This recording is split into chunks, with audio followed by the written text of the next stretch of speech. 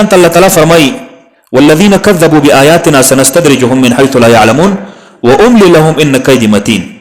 د الله جل جلاله وینا ده چې کوم کسان د الله جل جلاله په آیاتونو باندې د الله په احکاماتو باندې تکذیب کوي، هغه ته د دروغ نسبت کوي، الله تعالی فرمایي چې موږ هغه په تدریج باندې وړو، مالم ورکو، اولادم ورکو، عزتم ورکو، جاداتم ورکو، هر څه ورته ورکو.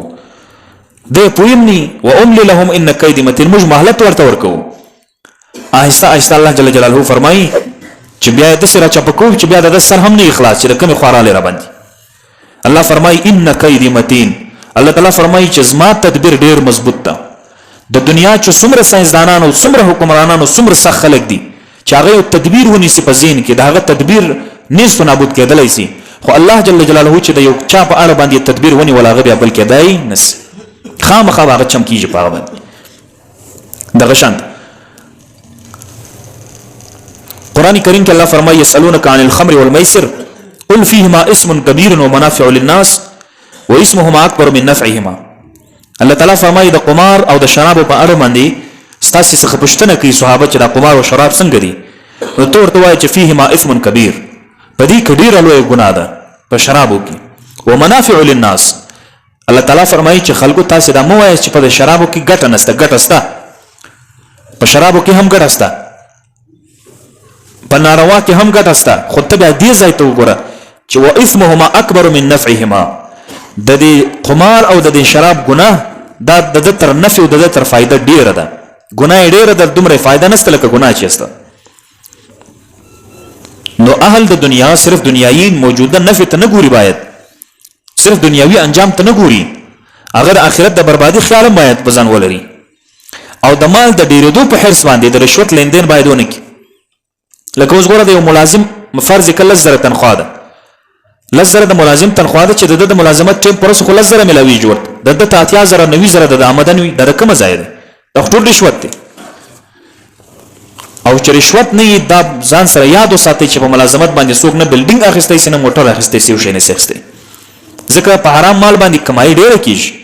حضرت ثوبان څخه روایت د نبی علیہ السلام فرمایي چې نبی علیہ السلام لعنت ویلا رشوت ورکونکو ولاته او رشوت اخیستونکو ولاته او د دې رشوت ورکونکو اخیستونکو په درمیان کې چې کوم واسطه ده پر دغه باندې د الله د رسول لعنت.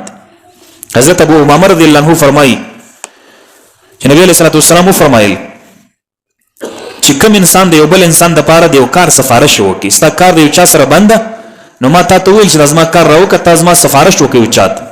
نبی علیہ السلام فرمایي چې ورسته ترغه یو شی ورکړه د تحفه په نیت باندې، هدیه په نیت باندې. نبی علیہ السلام فرمایي چې د سود د دروازو څخه یو ډیره غټه دروازه خلاص کړه. دغه شانته نبی علیہ السلام فرمایي چې لا یکسب عبد مال حرام فيتصدق منه فلا يقبل منه. کسب نه کوي ګټي نه، یو بنده مسلمان حرام مال، یو مسلمان لګیا د حرام مال ګټي او بیا د حرام مال څخه صدقه هم کوي، خیرات هم کوي ورپسې. نبی علیہ السلام فرمایي فلا يقبل منه قبلی جنازنه، ته خوشاله ما صدقه کړې خو قبلی جنا. وينفق منه ولا ينفق فيبارك له فيه. او چې خرچه کوي پر دغه خرچه د باندې الله برکت نه یجدي. ولا يتركه خلف ظهر الا كان زاد الى النار.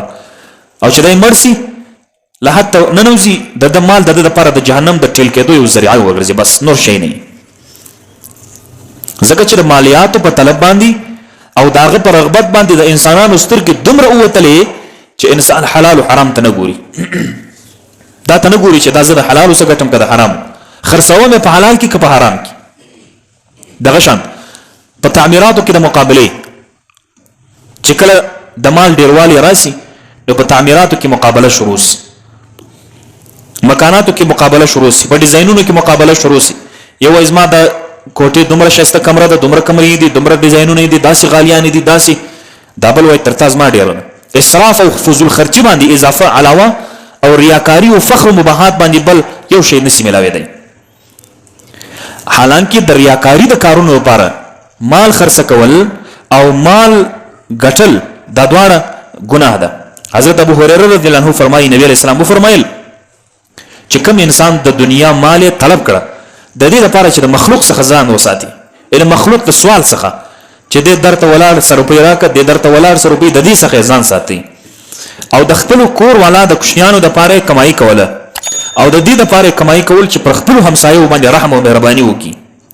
نبی علیہ السلام فرمایي چې دغه انسان الله جل جلاله سره ملاقات په ورځ د قیامت په داسې حال کې کوي چې الله جل جلاله د څخه راضي ده. حالانکه بل روایت کې دا راځي چې الله جل جلاله د سره داسې ملاقات کوي چې د چهره به داسې لکه د 14مې سپوږمۍ دومره وشایسته. او چې کوم انسان حلاله دنیا د دې لپاره طلب کړله چې د نورو سره د مال په وجه باندې مقابله وکړي، فلانی سره کلري زی ولې نه لرم، زم کوشش کوم که په حلال وي که په حرام وي پیسې ګټم او د فلانی سره زه مقابله کوم. او یا په نورو باندې فخر کوي چې ګور زمانو داسې جامې دي، زمانو داسې لنګوټه، داسې ګړی مې ده، داسې موټر مې ده، فخر کوي په نورو باندې. دا خلک کمزور شمیري. نو الله نبی علیہ السلام فرمایي چې دا انسان به د الله جل جلاله سره ملاقات په داسې حالت کې په ورځ د قیامت کوي چې الله جل جلاله به پرده باندې غصه وي. یو چاته چې ستا کار بند وي او ستا کار داغه نه ما سیوا نسی کېدی په دنیاوي لحاظ سره چې هغه در باندې په غصه وي، نو ته څه خیال لرې؟ نو آخرت کې خو د الله جل جلاله څخه ما سیوا نو ټوله دنیا هیڅ نسی کولی. نبی علیہ الصلوۃ والسلام مبارک تم الله تعالی چې شفاعت ورته ورکړي خو هغه د الله په اذن سره، د الله په اجازه سره ده. دغه شان د بیبي عائشه صدیقه فرمایي نبی علیہ السلام فرمایل ماته زه مخاطب کړم، ماته یو فرمایل چې عائشه کشیر ته غواړي چې په آخرت کې زما سره ملاو سي، که غواړي چې په آخرت کې تما سره ملاو سي، په آخرت کې زما سره یو ځای ژوندۍ وکړي، په آخرت کې زما سره په جنت کې اوسه، بس دومره سامان وګټه، دومره پیدا کو، دومره وخره لکه یو مسافر چې ځای رواني نو بس یو څه سامان واخلي یو 2-3 ورځې لپاره یا د میاشتې لپاره دومره سامان هغه ځان سره. او بیا ورته فرمایي چې د مالدارانو سره ډیر کښنه پورته کېږم. نبی علیہ السلام فرمایي بل درېمه ټوکړه د حدیث دا ده، نبی علیہ السلام فرمایي چې کومه کپړه چې زور سو تر هغه پورې چې تا پیهن یا پینن یې ور باندې لګولې هغه ناقابل استعمال مګنه. نو په دې حدیث کې څو نصيحتونه رااله. یو دا چې دنیاوي ژوندۍ لپاره معمولی سامان کافی ده. لکه مسافر چې ځای رواني معمولی سامان ځان سره واخی او څه پیسې د ضرورت په اندازه واخی، نو بس خپل کار چلی. او دا خبره په ذهن کې وساتئ چې د حلال پیسو څخه فضولیات کمایي بالکل نسی کېدای، فضولیات هیڅ کله نسی پوره کېدای تر هغه پورې چې حرام ونه ګټي. ځکه چې دا دومره فضولی اخراجات، دا فرنیچر او دا زیب و زینت، دا چې کله انسان غواړي چې زه کوم خامخا به حرام ګټي. او چې کم انسان مال کم لري او آخرت کې داغه حساب هم کم ده، او چې کم انسان مال ډېر لري په آخرت کې داغه حساب هم ډېر غټ.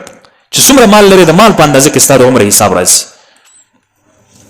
ځکه چې په دنیا کې انسان مال کم ولري د عمر دنیایي او اخروی دواړه حیثیت کې دی ډېر وسایي. په دنیا کې ډېر مالداران مالي دي او ریدلې مو دي، هغه د شپې د ګولې خوب ونه خوري، هغه ته خوب نه ورسي، انجکشنان ونه لګي، هغه ته خوب نه ورسي، فلانی مال به فلانی ځای فلانی ځای بند د سو سي دا څنګه سو غټ تجاران په عربونو په کربونو باندې ډالر چې تجارتونه نه، فلانی بلډینګ می فلانی ځای ولار ده، فلانی بلډینګ می فلانی ځای، فلانی جهاز می فلانی ځای کې ولار ده، دا یو سو نسی ټول ورځ دا سوچ د ژوندۍ په خون نه ده پو، والله لازم نه د ماینه په خون پوده، نه د زوی په خون پوده، نه د خپل جایداد په خون پوده، نه د سفر په خون پوده. غریب څه شي دی؟ غریب بلچه په وجه کې چولار سي بازار ته خپل کار وکړي، مخصوصا چې راځي آرام، غریب بس یو پیاله چای ورته وخوري، تور بانجان یا کډو شریف ورته پرتی پنس کې تسبیح وای بدای تر ساره په ځان نه خبر، نه ګولې ته ضرورت لري نه بل شي ته ضرورت لري. نو فلهذا چې څومره د انسان مال ډیری، چې د مال ډیری دل عیب نه دی، د مال ډیری دل هغه وخت عیب دی چې په حرام باندې انسان ګټي او په حرام ځای کې لګوي. د الله جل جلاله د هغه مواضع چې مقرر کړی دي هغه سما سي وهټ کر بل ځای لګي او فخر مباحات کې، نو دا به عیب. نبی علیہ الصلوۃ والسلام مبارک هغه دا نه دی ویلي چې حلال مال کسب کول دا جایز نه دي. حضرت عثمان رضی الله عنه څومره مال درلوده. زه یو عجیب جامعه الرشید کراچي کې یو عالم یو مفتی یو کتاب لیکلی په دې اړه باندې چې د حضرت ابوبکر صدیق څومره مال او دولت، د حضرت عبدالرحمن ابن عوف څومره مال او دولت، د حضرت عثمان غنی څومره مال، یعنی یقین د الله په ذاتو کې چې د عبدالرحمن ابن عوف د حضرت عثمان رضی الله عنه مال، حضرت عثمان مال چې راواخله د ټول دنیا د سرمایه څخه لوړه ده. د یو ملک په سطح نه د دې ټولې دنیا چې څومره بینک دی چې په بینک کې پیسې دي د دې ټولو بینکو د پیسو څخه د حضرت عثمان مال ډیرو خو هغه بیا هم درېیم خلیفه و مال ګټل بد کار نه دی د مال ګټل بدی بد کار دی چې د حلالو څخه ونه ګټې چې د حلالو څخه د مال وګټې ستا دماغ کې سکون ده ستا دماغ کې فرحت دی ستا په دماغ کې وسایي ده ولې تا خو د الله په لاره کې خرچه کړې ده ته څه غم لرې حرامو مالو څه دې نه دی ګټلی حلال مال دی ده که آخرت کې ولاړ سې هم تا ته الله اجر درکړي ولې تا خو نیک نیک کارونه کړي دي خلکو ته دې مسجدونه جوړ کړي خلکو ته دې برمې وهلې دي خلکو ته دې اسپتالونه جوړ کړي او خلکو ته غریب او مسکین او خلکو ته دې د هغه علاج ورکړی ده دا خو تا ته اجر دی په آخرت کې او یا یو داسې عمل ته کوي چې هغه ستا دپاره آینده ته په قبر کې ستا ته ثواب در روان وي دا خو ډېر بهترین عمل دی بهترین کار د دې لپاره چې دی بدي نسته